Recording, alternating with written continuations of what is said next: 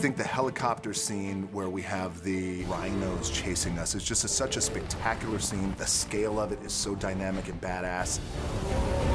It's not just rhinos. It's flesh-eating albino rhinos. You know, it was very ambitious. You read the script, you go, holy cow, how are they gonna pull that off? You guys, what are we gonna do?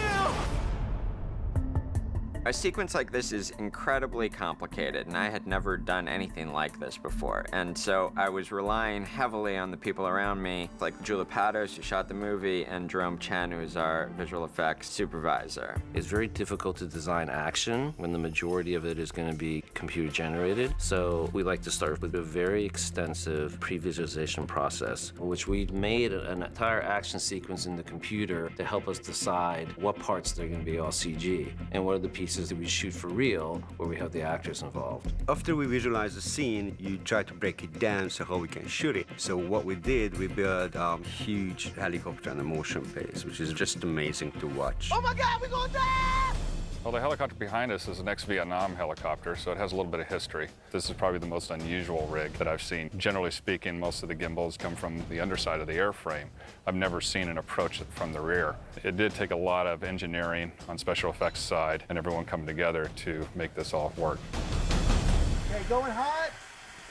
Okay, motion base is moving. There's a guy who's got some kind of joystick and he can create every kind of movement. We got going up!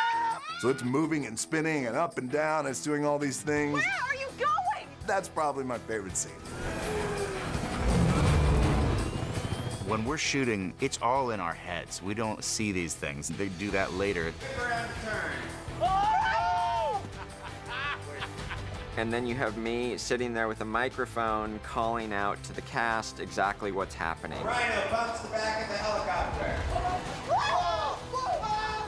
I wasn't quite sure what that would be like, and it ended up being really a lot of fun. Oh, God, they're getting closer.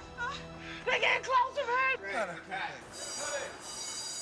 They ended up shooting for a 5-minute sequence about 14 hours worth of footage. It's a be the man in the game, not just the guy out the game. I'm sorry. And as soon as we have a cut, we hand it over to visual effects. I mean, for Jake, it was really important for the VFX to be believable. That was part of the most laborious part of the process. It took a lot of iterations.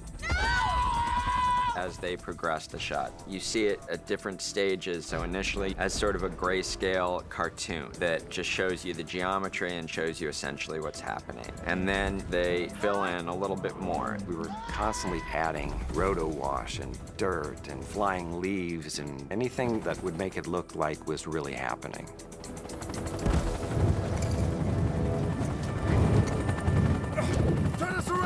And finally, you have a fully rendered and lit shot, and there's hundreds of shots. Heal! Overall, this will have taken a year to create a 3-minute sequence for the film. I'm really happy with the end result. Hi. I have to say that when it was all done, it was incredibly satisfying, and you sit there and look at it, this thing that hundreds of people have been working on, and it's exciting.